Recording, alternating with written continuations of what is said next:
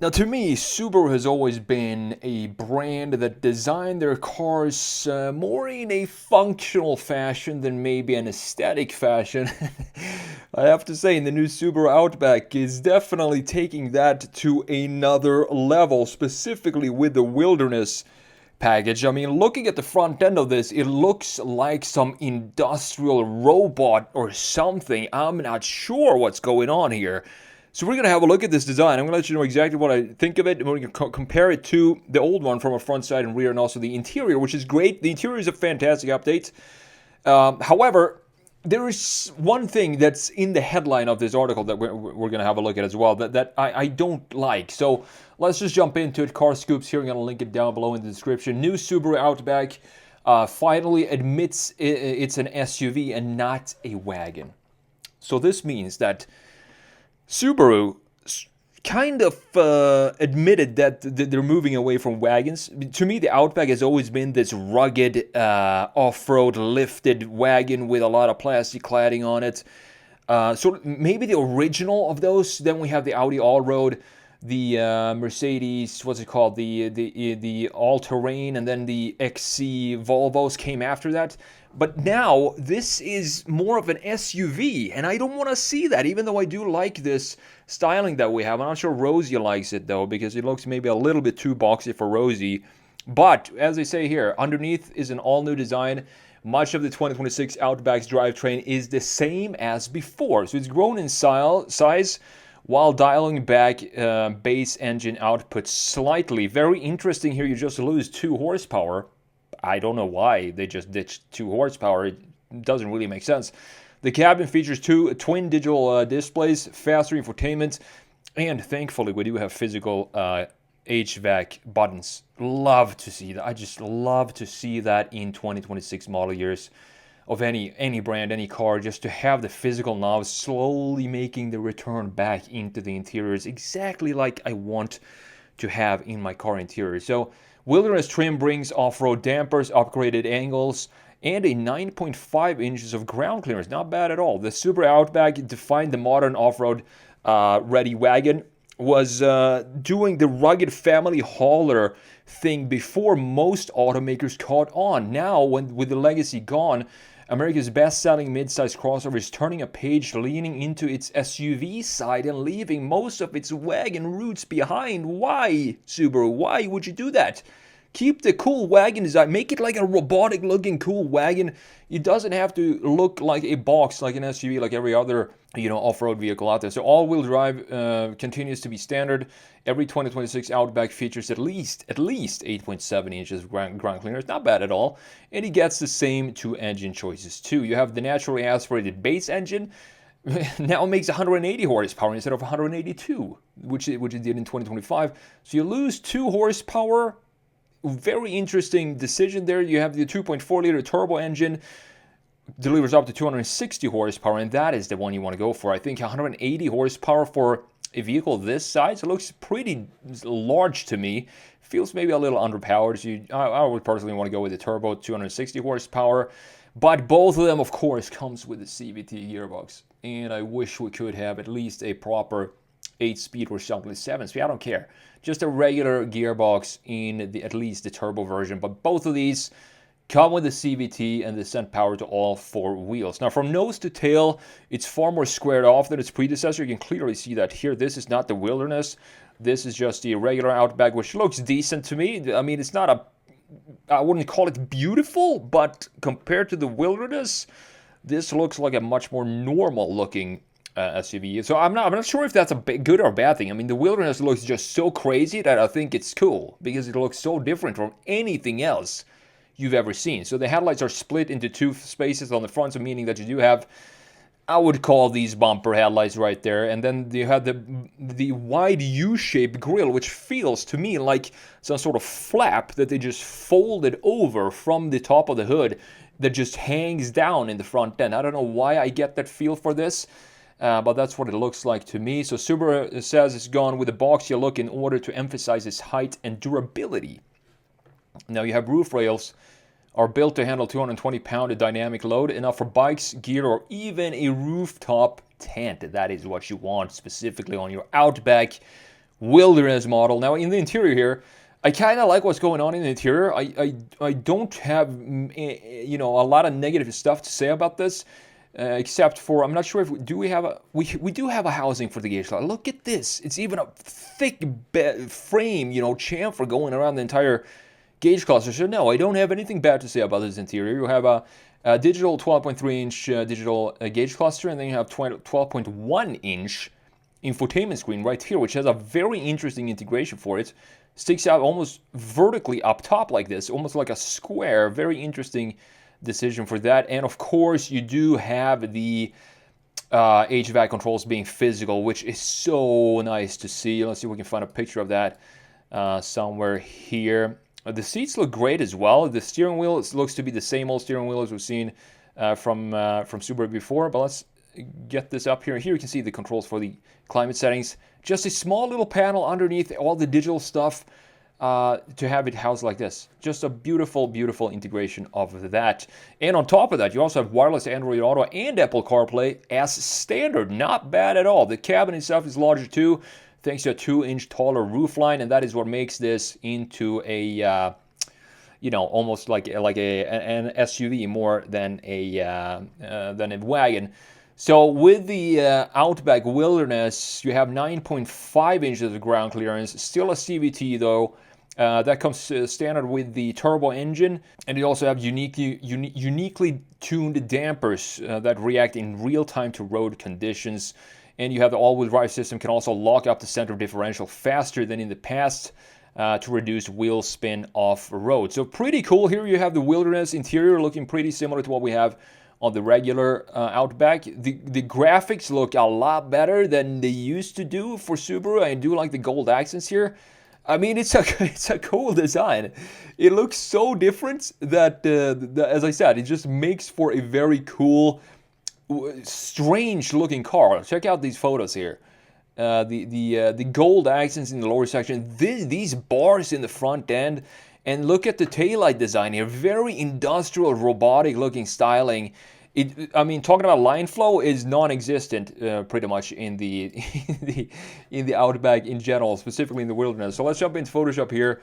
Let's check out this design because I want to show you the front, side, and rear and compare it to the old one right here. Learn design sketching online with me. My online class is now only $47. If you have any desire to pick up the skill of sketching products using simple tools such as just a big pen and some cheap print paper, this is something you want to check out. Now, over the years, I've taught over thousands of students from all around the world how to sketch cars and products using my simple sketching techniques, and most of them have seen amazing results from my classes. Analog Designer Pro Pack is the full bundle of all my classes I've released over the years, and it's yours for just $47. You also have a lifetime access to all the videos. Check out everything that's included and see what my students have to say in the link in the description, or simply visit analogdesignerpropack.com. The old one to me definitely has a much more of a wagon design to it. That is what I loved about it. To me, it also the styling with a little bit of flow here, as you can see,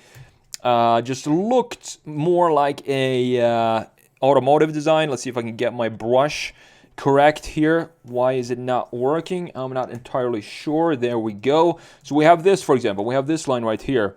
This line, a nice flow. We have some nice flow in the hood as well, going down here into this very standard, traditional looking Subaru grille in the front end. And we have these C-shaped LEDs, daytime run lights, that are also very typical for Subaru, looking very clean. And you have the lower section being all plastic, so you don't have to worry about it when you take this on the trail. You can just, it doesn't matter, because if this is gonna scratch, it's just all plastic. You have the same feeling here on the sides. Very rugged side steps here, or side skirts, or whatever rocker panels you want to call this. You have the Outback right here as well. So the old one looked pretty decent to me, and now you can see the difference here going into the new one. This became, it's almost like a on the limit of becoming an SUV, but it could probably also be called a wagon. I don't know. To me, it looks a little bit more like an SUV now because of the boxiness, and specifically this boxiness that we have in the front end. So this is not the Wilderness. This is just a regular Outback. You can see that we do have an iteration of the daytime run lights, I guess. You just switch this up, and you can see that it crashes into this area here. I would want to see a continuation of this LED into this area down here, and maybe have it go something like this. I'm not entirely sure, but you can see that the main headlights do in fact sit in the bumper. I don't think these are the main headlights up here. I do think this piece right there is actually the main headlight. And you also have LED fog lights down there looking beautiful. And of course, this being Outback, you need to have a lot of plastic cladding on it, and we still have that here. I do like the separation here. Classic separation between the top half, lower half, with a proper bumper, something that is also slowly going away in today's car design. And then we have this flap of a grille that just folds down from the top here, just folds down and hangs right all the way down. It's a very interesting design. You have a big Subaru logo here as well. So looking at the design overall, it looks decent, but it loses some of that automotive styling that we saw in the previous generation Outback. Now looking at the side view, we're going to have a look at the Wilderness real quick at the end as well. And here you can see, I mean, more clearly the boxing that goes on here. In the previous one, we had this fluid motion, specifically the roofline and the greenhouse dipping down beautiful like this. You can see the organic feel that we have in the greenhouse itself, and these lines that we talked about in the front end. We also have a nice line here at the bottom going into the bumper, and in addition to all the black plastic that we have. Now looking at the new one here, you got a lot more, I would say a lot more confident when it comes to the off-road capabilities.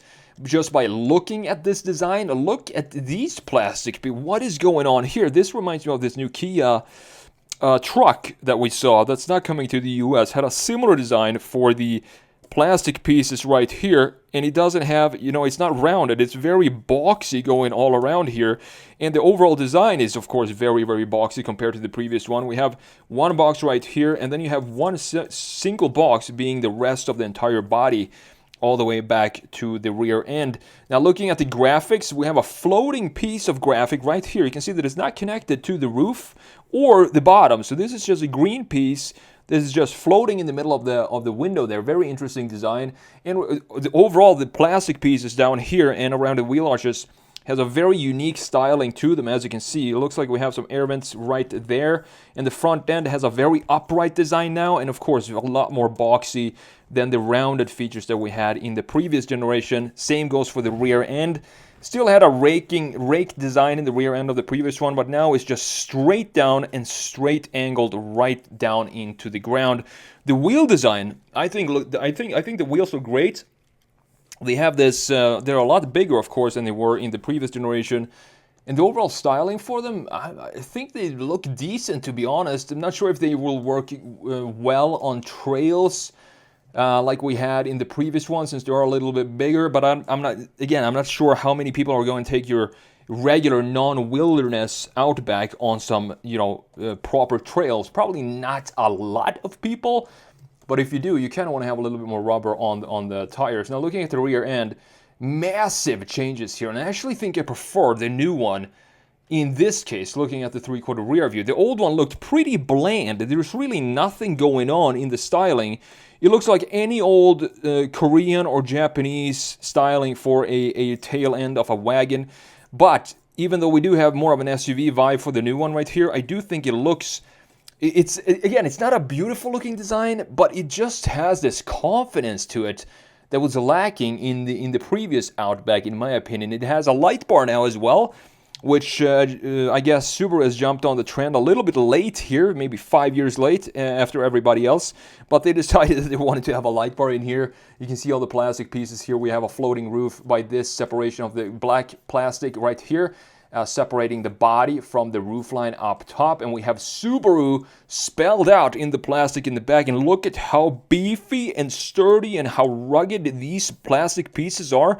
The plastic bumper itself, this is great. I mean, this is what I'm talking about when it comes to functionality over aesthetics. This is a vehicle that if you take this out on the trails, you're not gonna be worried about, you know, scratches and stuff like that, because it's all just cheap plastic. And if you manage to dent these things, it's probably very cheap to replace. We do have one key line in the side and also one line at the bottom right here to carve out at least a little bit of this volume in the lower section. And I do like this chamfer up top that we forgot to talk about in the side view, how it goes down from this area and then just cuts up here into the A-pillar. Now, looking at the interior before we look at the wilderness design, this is the old interior up top. I was never a fan of this integration of the infotainment screen. Not the integration, but the how it looked. It just did not feel any sort of quality to me with the black plastic that we have going on here in pretty much every single Subaru of last year. I did like the gauge cluster, analog gauge cluster, but now as you can see it's all digital, which is totally fine. The new one, this to me feels way more modern, and the main reason for that is we don't have this fluid motion right here that we had in the previous generation, where you, very organic style for the dash itself. Instead, now we have horizontal lines like this, and what this does is just brings up the overall elegance and I would say luxury vibe for the interior. You can see the integration of the infotainment screen, how interesting it's integrated. They put some thought behind it. I'm not sure if this would be the best way to integrate the screen, or maybe have it in some other way, maybe sit a little lower than this. But I don't care, because we do have the big massive housing for the gauge cluster right here. We have a separation from the gauge cluster to the infotainment screen in this area, and on top of that, of course, we have this piece right here, which is the full, all the buttons you need. It looks like we have heated seats at least. I think we have ventilated seats in this area as well, and the fan speed. And look at the display here. This is some old school style for the numbers and the graphics in here. I love to see that. And of course, just a simple dial for the temperature controls, and that is that's all I'm asking for when it comes to interior. Now, last but not least, looking at the wilderness here, what a design this is. Very, very industrial. I mean, these things in the front end, when I saw this, I thought this was an AI render of the new wilderness, but this is actually what it looks like. Check out these big pieces of plastic in the front end, and how you have this almost halo or I don't know what game I'm thinking of, some video game light situation down there for the LED fog lights. You still have, of course, the separation of the headlights here, bumper headlights, and the daytime lights looking up top. Subaru spelled out massively in the middle. Looking at the side view here, pretty similar to what we have in the regular Outback, I would say. Not a lot of changes, but you do get the more off-road worthy wheel and tire setup, and the same goes for the rear end. These orange accents seems to be something that Subaru is in love with, and I like to see that, because it sets them apart from every other manufacturer, using just these golden accents in some small details of the vehicle. You can see Outback spelled out here as well. And again, Subaru spelled in the bumper, massive plastic bumpers here, like we want to see specifically in the wilderness. Personally, I would want to have a little bit more rugged wheels and tires for this, because the overall design for this is so rugged that I would want to slap on some not very, but a little bit beefy, thicker, wider off-road tires to complement the overall design of the wilderness that we have in the new 2026 Outback.